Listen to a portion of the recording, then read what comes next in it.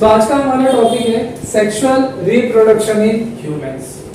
So humans में किस तरीके से रिप्रोडक्शन होता है। तो सेक्सुअल रिप्रोडक्शन में हमें दो पेरेंट्स का रिक्वायरमेंट होता है, one is a male and another is a female. So mail reproductive systems की बात किया तो मेल रिप्रोडक्टिव सिस्टम्स में क्या क्या चीजें प्रेजेंट होती है। Testis, epididymis, prostate gland, seminal vesicles, urinary bladder and scrotum corpus gland, ये मेल रिप्रोडक्टिव सिस्टम्स के पार्ट होते हैं। मेल रिप्रोडक्टिव सिस्टम्स दो पार्ट में डिवाइड होता है, one is a primary sexual organ and another is a secondary sexual organ.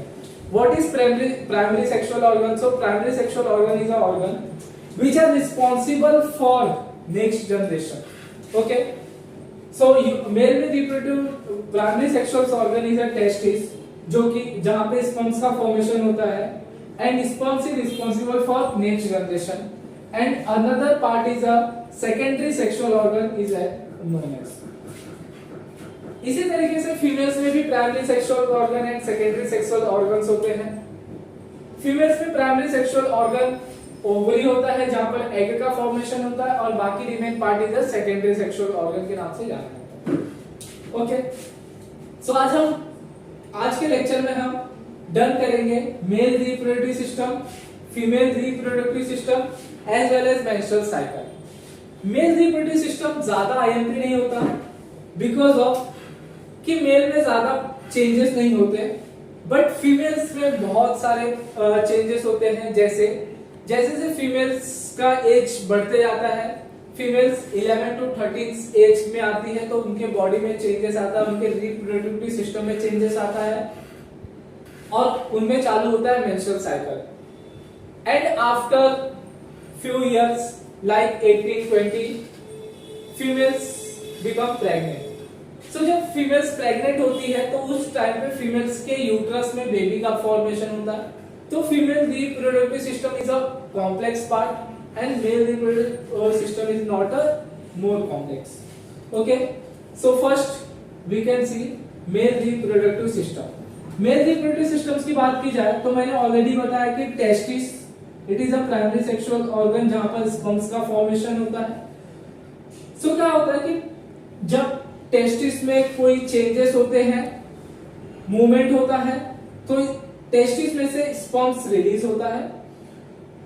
वो जब रिलीज होता है तो वॉश डिफरेंशिया इस ट्यूब के थ्रू आउटसाइड आता है, सेमिनल वेसिकल्स के साथ मिक्सअप होता है, प्रोस्टेट ग्लैंड के साथ एंड कॉर्पस ग्लैंड के साथ, और पीनस के साथ, पीनस के बाद वो इजेक्युलेट हो जाता है। Okay, so first of all जब टेस्टिस में से स्पर्म्स आउटसाइड होता है तो स्पर्म्स सिर्फ और सिर्फ स्पर्म्स होते हैं।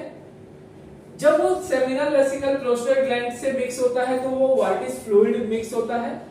स्पर्म प्लस व्हाइटिश फ्लूइड दोनों के कॉम्बिनेशन से बनता है सीमन। तो semen is a sperm plus whitish fluid which are released by seminal vesicles and prostate gland. Okay, but male reproductive system and female reproductive system में थोड़े differences होते हैं। Male reproductive systems में urine का ejaculatory tract and semen का ejaculatory tract both are in same। But अगर मैं female reproductive systems की बात करूं तो फीमेल रिप्रोडक्टिव सिस्टम्स में यूरिनरी पार्ट के लिए अलग होल होता है एंड बेबीज या स्पर्म्स एंटरिंग के लिए कोई दूसरा होल होता है। ठीक ना, हमारा mail reproductive system urinary bladder में यूरिन का स्टोरेज होता है, टेस्टिस में स्पर्म का फॉर्मेशन होता है एंड बाकी दूसरे प्रोसेस करते हैं। Penis is a organ which are outside the body. Okay, so penis के through semen and urine ejaculate या बॉडी से आउटसाइड होता है। नाउ इट इज, तो हम फीमेल रिप्रोडक्टिव सिस्टम्स की बात करते हैं तो फीमेल रिप्रोडक्टिव सिस्टम्स के लिए बोला जाए तो फीमेल रिप्रोडक्टिव सिस्टम्स में फर्स्ट ऑफ ऑल ओवरी जहां पर एग का फॉर्मेशन होता है, फैलोपियन ट्यूब होता है, यूट्रस होता है एंड वजाइना होता है। Okay, so first of all अगर मैं बात करूं फीमेल रिप्रोडक्टिव सिस्टम्स में तो primary sexual organ is ovary and remains are secondary sexual organ. Okay, अब फीमेल्स में किस तरीके से चेंजेस आता है तो उसको हम मेंस्ट्रुअल साइकिल के थ्रू देखते हैं। तो अगर मैं मेंस्ट्रुअल साइकिल्स की बात करूं तो मेंस्ट्रुअल साइकिल इसलिए बोला जाता है क्योंकि एक टाइप का साइकिल है जो कि आफ्टर 28 टू 30 डेज के बाद क्या होता है, कंटिन्यूअस रिपीट होते जाता है, इसलिए इसे कहा जाता है मेंस्ट्रुअल साइकिल। तो मेंस्ट्रुअल साइकिल हर एक फीमेल्स में मोस्ट प्रोबेबली 11 टू 13 एज के बाद हमें देखने मिलता है, ठीक है। तो मेंस्ट्रुअल साइकिल में सबसे पहले 4 हार्मोन्स रिस्पांसिबल होते हैं इस मेंस्ट्रुअल साइकिल को डन करने के लिए। First is FSH, it is follicle stimulating hormone. LH is a luteinising hormone, progesterone and oestrogen. ये चारों हार्मोन्स मिलके मेंस्ट्रुअल साइकिल को डन करते हैं। तो first of all menstrual cycle जब कंटिन्यू होता है तो फीमेल्स के 2 पार्ट में चेंजेस देखने मिलता है। One is a ovary and another is a uterus.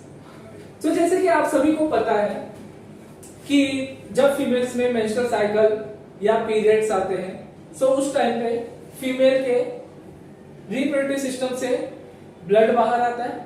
So that time जिस समय पे फीमेल के बॉडी से ब्लड बाहर आता है, जैसे कि आप सभी को पता है कि अगर विदाउट इंजरी हमारे बॉडी में से तो ब्लड बाहर नहीं आता, तो अगर फीमेल की बॉडी में से अगर ब्लड बाहर आ रहा है सो दैट मींस इंटरनली कुछ ना कुछ तो डैमेज या इंजरीज हो रहा होगा जिसकी वजह से ब्लीडिंग आ रहा है। तो मेंस्ट्रुअल साइकिल में होता क्या है कि यूट्रस 3 लेयर से बना होता है। जो सबसे इनर लेयर होता है वो लेयर में कुछ चेंजेस देखने मिलते हैं। ड्यू टू चेंजेस वो हर एवरी मेंस्ट्रुअल साइकिल बनता है, और जब मेंस्ट्रुअल साइकिल स्टार्ट होता है तो वो क्रैक होता है, ब्रेक होता है। जब ब्रेक होता है तो मेंस्ट्रुअल साइकिल स्टार्ट होता है, और मेंस्ट्रुअल साइकिल में सबसे पहला फेज होता है period of menstruation. Period of menstruation means blood बाहर आना, मेंस्ट्रुएशन ब्लड बाहर आना। Second is a period of regeneration of endometrium. अब देखिए मेंस्ट्रुअल साइकिल हर महीने में रेगुलेट करना है, हर एक 28 टू 30 डेज के बाद मेंस्ट्रुअल साइकिल आना है। तो उसके लिए जो चीजें जिन चीजों के से ब्लड आया फिर से उन्हें बनाना पड़ेगा। तो यूट्रस की जो इनर लाइनिंग होती है उस लाइनिंग को फिर से बनाने का काम होता है। So that is the period of regeneration of endometrium. Then 14 day पे आता है ओव्यूलेशन। सो ओव्यूलेशन ये एक ऐसा प्रोसेस है जहां पर ये आपको दिख रहा है, ये फॉलिकल्स है, ये फॉलिकल्स में एग का फॉर्मेशन हो रहा है। तो 14वें डे पे ये फॉलिकल रप्चर होता है, और रप्चर होने के बाद इसमें से एग रिलीज होता है, और इसी प्रोसेस को हम ओव्यूलेशन के नाम से जानते हैं। तो ये मोस्ट प्रोबेबली 28 डेज का होता है, ओके।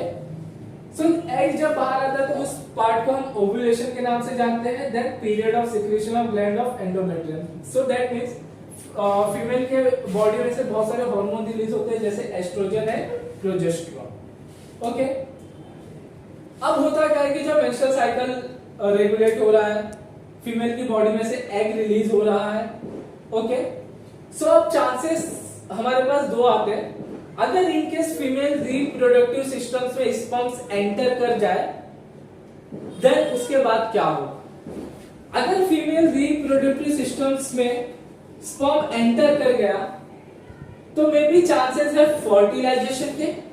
अब हम देखेंगे कि फर्टिलाइजेशन होगा तो क्या होगा, और जब नहीं होगा तो क्या होगा।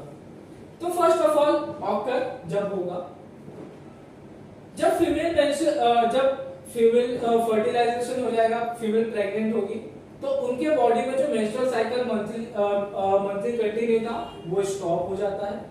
एंड कॉर्पस ल्यूटियम से जो कॉर्पस एल्बिकेंस होगा तो फीमेल में मेंस्ट्रुअल साइकिल स्टॉप हो जाएगा, और कॉर्पस ल्यूटियम जो कॉर्पस एल्बिकेंस में कन्वर्ट होने वाला है ये प्रोसेस रुक जाएगा। ये होगा कब, जब फर्टिलाइजेशन हो गया है। तो अगर फर्टिलाइजेशन नहीं हुआ है तो क्या होगा, तो सिंपल सा है, मेंस्ट्रुअल साइकिल कंटिन्यू होगा एंड कॉर्पस ल्यूटियम का चेंजेस कॉर्पस एल्बिकेंस में होगा।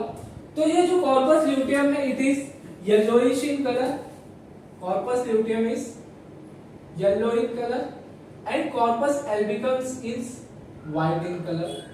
सो कॉर्पस ल्यूटियम का चेंजेस कॉर्पस एल्बिकन्स में कब होता है, जब फर्टिलाइजेशन नहीं होता। तो मेंस्ट्रुअल साइकिल में आपको 4 हार्मोन्स याद रखने हैं, follicle stimulating hormone, luteinizing hormone, corpus luteum, progesterone है, एस्ट्रोजन। तो इसी तरीके से हमारा sexual reproduction in human and होता है। अगर आपको सेक्सुअल रिप्रोडक्शन इन प्लांट चाहिए तो आप हमारे चैनल से जुड़िए और कमेंट कीजिए, हम ऐसे और भी बेहतरीन वीडियोस लाने की कोशिश करेंगे। Thank you.